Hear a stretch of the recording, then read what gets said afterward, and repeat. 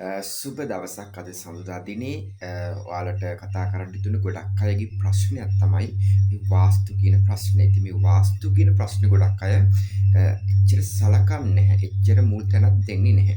හරි මොකද්ද මේ වාස්තු බැලන්ස් වුනේ නැත්නම් වාස්තු දෝෂේ ඇති වුණොත් මොකද්ද ඔයාලට වෙන ප්‍රශ්න ටික?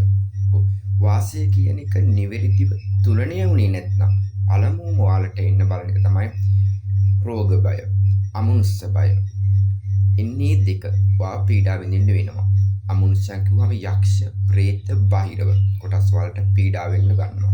ඊළඟ රෝග බය. නොයෙකුත් ආකාරයේ ලෙඩ රෝග එන්න ගන්නවා. වාස්තු කියන එක නැත්නම් මේ කාලපුරුෂ න්‍යාය වාස්තු න්‍යාය තුල පුද්ගලයට සුභ ශක්තියින් ඇහිරින සුභ ශක්තියින් ගමන් කරන ස්ථාන සහ ඒවා නිවැරදිව බැලන්ස් කිරීම. වායු ධාතුවට වායු ස්ථානේ, ආපෝ ධාතුවට ආපෝ ස්ථානේ, තේජෝ ධාතුවට තේජෝ ස්ථානේ, පඨවි ස්ථානේ පඨවි ස්ථානේ නිවැරදි ලෙස අනුපාංග ඒ ස්ථානයේ දරක තිබී යුතු දේවල් පෙළ ගැසීම වාස්තු වල කරන්නේ.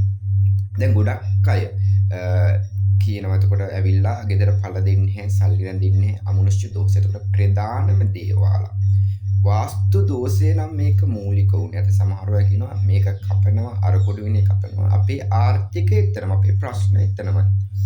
එතකොට මේකද මුලදී ඔයාලගේ යම්කිසි නොලැබීමක් හෝ රෝග පීඩාවක් හෝ යම්කිසි අමනුෂ්‍ය දෝෂ යක්ෂ ප්‍රේතය ඔය අමනුෂ්‍ය බලපෑම් වලට ඍණ පරිසරයක් තියෙනවා. එතකොට ඔයාලගේ වාස්තු නිවැරදිව ස්ථානගත වෙලා නම් ස්ථාන වල ධන පරිසරයක් තියෙනවා. ධන පරිසරයේට ඒ අනවශ්‍ය බලවේගයට හානි කරන්න බෑ. මොකද අපි තිබෙන ඒ ස්ථාන තිබෙන ශක්තිය අර අශුභ ශක්තියින්ට විකර්ෂණය කළ දාන. එතකොට අශුභ ශක්තියත් අශුභ බලවේගයක් කියන බෝවාතති විවිධ ආකාරයේ ආතති නිර්මාණය වෙන වාස්තු දෝෂ තුල. එතකොට මෙන්න මේ දෝෂ තුල ඔයාලගේ වල වලට හැමදාම दारिद्रता නැතිවීම, ලෙඩ රෝග, ප්‍රශ්න, ආදායම් yaadෙන්නේ නැතිකමට ප්‍රධානම හේතු වාස්තු දෝෂ. ඒතර වාස්තු දෝෂයක් තියාගෙන අපි බාහිරව දෝෂයක් දෙනවා. ඒතර වාස්තු දෝෂය නිසා තමයි බාහිර ප්‍රශ්න ඇවිල්ලා තියෙන්නේ. එතකොට එහෙම දුන්නා කියලා ඔයාලගේ ආර්ථික ඔයාලගේ ප්‍රශ්න ගැටලු එකම තැන තියෙන්න පුළුවන්. මොකද හේතුව ඔයාලා මූලිකවම අවධානය කළ යුතු වාස්තු වශයෙන් තියෙන දෝෂ නිර්මාණය කරගෙන නැහැ. නිවැරදිව වාස්තු කියන තැනට අමනුෂ්‍ය දෝෂ, ග්‍රහ දෝෂ, ඒ විවිධ ආකාර සූක්ෂම බලපෑම් බොහොම අඩු නිසා එන්නේ නැහැ. හරි. එතකොට දැන් වාස්තු අපිට තියෙන ප්‍රශ්නයක්. පළමුවෙන්ම අපි කරන්න ඕන අපිට හැමදේම කඩා බෙදින්න බැහැ. වාස්තු ශාන්තියක් කරන්න ඕන. වාස්තු ශාන්තියට විවිධාකාරයේ පූජා සහ විවිධාකාරයේ පූජා ක්‍රම තියෙනවා. ඊළඟට කරන්න ගෘහ දේවතා. ගෘහ දේවතා ශක්තිමත් කරන වල ගෘහ පිණ්ඩයක් තියෙනවා. ඒ ගෘහ පිණ්ඩේට අයිති දේව කොටස් තියෙනවා. ඒකට මේ දේව කොටස්ට අදාළ පූජා කියලා ඊළඟට වාස්තු ශාන්තිය ගන්න පුළුවන්. ඊළඟ එක තමයි අපිට ඉෂ්ට නැත්නම් අපේ කුල බල දේවිය. කුල බල දේව හඳුනගෙන කුල දේව ශක්තිය හඳුනගෙන අපිට ඒකුත් අපිට යම් කිසි ශාන්තියක් ළඟා කරගන්න පුළුවන්. මම මේකට සරලම දෙයි. ඉන්නේ ඒ තුන අපි බැලන්ස් කරගත්තම ගොඩාක් වාස්තු ප්‍රශ්න නිර්මාණය වෙලා යන හැබැයි වාස්තු දෝෂත් අපි ඒකව නිර්මාණය අයින් කරගන්න ඕනේ. ඊට පසු තමයි අපිට තවදුරටත් ප්‍රශ්න නම් ඒ වාස්තු දෝෂ නිවැරදි වෙලා නැතිනම් ඊළඟට අපිට එන්න පුළුවන් විවිධාකාර අමනුෂ්‍යයන්ට, බහිරවයන්ට, විවිධාකාර පුද්දින පූජාවලට එන්න පුළුවන්. නමුත් ඒ ආකාරයට මුදල් වියදම් කරන්න කලින් සරලව ඔයාලා ගෙදර වාස්තු වශයෙන් තිබෙනා උයි දෝෂ, ආතති, ඒ ස්ට්‍රෙස්, ඒ අපි කියන්නේ ඒ පීඩා ටික හදාගන්න. හරියට වාස්තු නිර්මාණය නිවැරදි නම් ඒ ගෙදර සිරි නිවසක් වෙනවා, ශ්‍රියාකාන්තා වෙනවා. වාස්තු නිවැරදි තැනට අඩදවුල්, ආරවුල්, නිවිධාකාරයේ කොලකෝලාහල, රෝග බිය, ග්‍රහ බිය කියන එක හරියම අඩු නිසා එන්නේ නැති වෙන්න පුළුවන්. එතකොට අපි මේ හැම වෙලෙම වාස්තු වලදී ඊශාන උත්තම දිශාව ඊශාන නැත්නම් අපි ඊශාන උතුර නැගෙනහිර කියන ස්ථානේ තාමත් පිරිසුදු තියාගන්න උත්තම දිශා තුන. ඒ අතරේ දිව්‍යාංග දිශාව ඊශාන දිශාව, ඊශ්වරක දිශාව කියලා කියනවා. ඒ ස්ථානේ තාමත් පිරිසිදුව ඒ ස්ථානේ තාමත්ම නිවැරදි ලෙස ඉඩ ඇතිව හදාගන්න. එතකොට සමහරු අය ඊශාන දිශාව හොඳයි කිව්වම දේවාල වගේ දේවල් ඊශාන හදාගෙන ඒක ගෙදරට වේද වෙන්න නිර්මාණය කළොත් ගෙවල් අතහැරලා යන්න, ගෙවල් පාළු වෙන්න, ගෙවල් වලට දැඩි පීඩා එන්න ගන්න නිසා ඊශාන උනත් දේවල් හරි පහන් තියෙනවා නම් වාස්තු විද්‍යාත්මක ඉතාමත්ම උපදෙස් සහිතව ඒ දේ කරන්න ගන්න. මොකද කෝවිලක් දෙවලක් නිර්මාණය කිරීම සුබ මෙන්ම අසුබ වෙන්න පුළුවන් අවස්ථා බොහොම විදිහට තියෙනවා. සුබ වෙන විදිහට වඩා මම දැකලා තියෙන අසුබ පිටාගත්තු දේවාල. ඉතින් ඒකවල් අඳුරු වෙන. මොකද අපේ ගෙදරට එන ශක්තිය අපි ගෙදරට ගන්න ඕනේ. අපේ ගෙදරට ශක්තිය අපි කිසියම් ආකාරයකින් දෙවොලට ආගමික ස්ථානෙට ඒ ස්ථානෙට ඇදෙන්න දුන්නොත් අපේ ගෙදර ශක්තිය බැලන්ස් නැති වෙලා ගෙදර අඳුරු සහ ගෙදර yaadෙන්නේ නැති ප්‍රශ්න වෙන්න පුළුවන්. ඒ නිසා මේ දේවල් වාස්තු ශාස්ත්‍රයේ තියෙනවා. ඒ නිසා පළවෙනිම ඔයාලා ගෙවල් වල ගැටලු, ගෙවල් වල ප්‍රශ්න තියෙනවා වාස්තු ටික නිර්මාණය කරගන්න. ඊළඟ තමයි වගේ නැකත් දෝෂ ටික. කේන්දරේ අමනුෂ්‍ය දෝෂ විවිධ දේවල් කේන්දරේ 8 වැන්න 12 වැන්න වැනි දේවල් වලින් අපිට හොයන්න පුළුවන් සහ ඒ ග්‍රහචාර ගෝචර ගමනින් ඒ කාලේ වලට ගැටලු වෙන්න පුළුවන්කමක් තියෙනවා.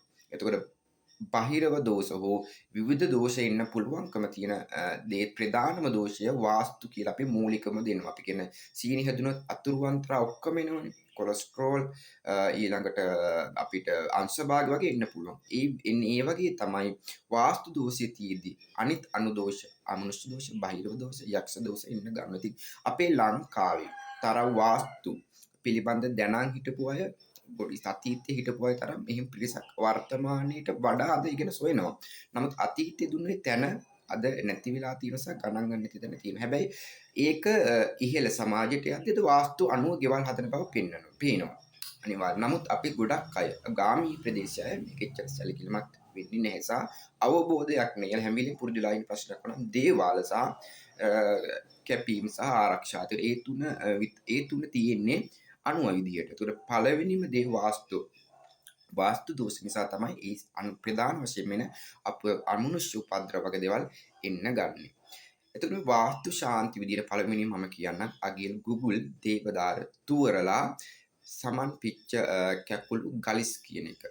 ඒක ඒ දුම් ටික අල්ලගෙන ඕම් ශ්‍රීම් රාම් කාලපුරුෂාය ඕම් ශ්‍රීම් පට්න් වාස්තු දේවාය වාස්තු වේ නමහ කියන මන්ත්‍රය කියමින් නැත්නම් ඒ වචනේ කියමින් දුම් ටිකක් අල්ලන්න. එතකොට ඔයාලා ඊශාන දිශාවේ නිතරම ඔයාලා පුළුවන් නම් කුරුඳු කුඩු සමග දුම් ටිකක් නිතර ඊශාන දිශාවට අල්ලන්න.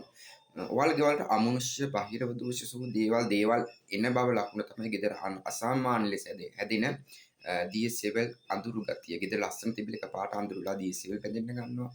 සෙනගවල ව්‍යාපාර ස්ථාන, රැකියා ස්ථාන, වෛද්‍ය ස්ථාන, ජ්‍යොතිෂ ස්ථාන ඔයාලගේ දෙවල් ඕන තැනකදී පිරිස අඩු වෙන්න ගන්නවා. ඒ ස්ථාන අවර්ණ වෙන්න ගන්නවා. ඔයාලා දැනගන්න ඔයාලට වාස්තු අමනුෂ්‍ය කිසියම් දෝෂයක පෙර නිමිති තියෙනවා. එතකොට පළවෙනියෙන්ම ලක්ෂ්මිය තමයි වාස්තු දෝෂෙදි අයින් වෙලා යන්නේ.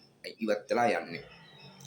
ලක්ෂ්මිය නැති තැන අනුකුත් බලවේග ලක්ෂ්මිය එන්න ගන්නවා. එතකොට නින්දා අපවාද ප්‍රශ්න විවිධවල් එන්න බලන්න පුළුවන්. ඒ නිසා ලක්ෂ්මී දේවිය රඳව ගන්න ලක්ෂ්මී පූජා, ලක්ෂ්මී කවච ඒ දේවල් නිවැරදිව ආකාරව කියන. හැබැයි FB එකේ AI FB එකේ තිබෙනා වූ ස්තෝත්‍ර පාවිච්චි කරන්න එපා. මේවා ගොඩාක් වැරදි සහ වැරදි අර්ථකථන සහ වැරදි සවුන්ඩ් වැරදි ශබ්ද සහිතව තියෙන ඒවල ප්‍රතිඵල වලට නැති වෙන්න පුළුවන්. එතකොට ඔයාලගේ ගෙවල් වල නිතරම ඊසාන නිරිත කියන එක පිරිසුදු තියාගන්න සහ නිරිත කියන එක ප්‍රධාන වශයෙන්ම ඔයාලගේ නිදන කාමරේ තියෙනවා.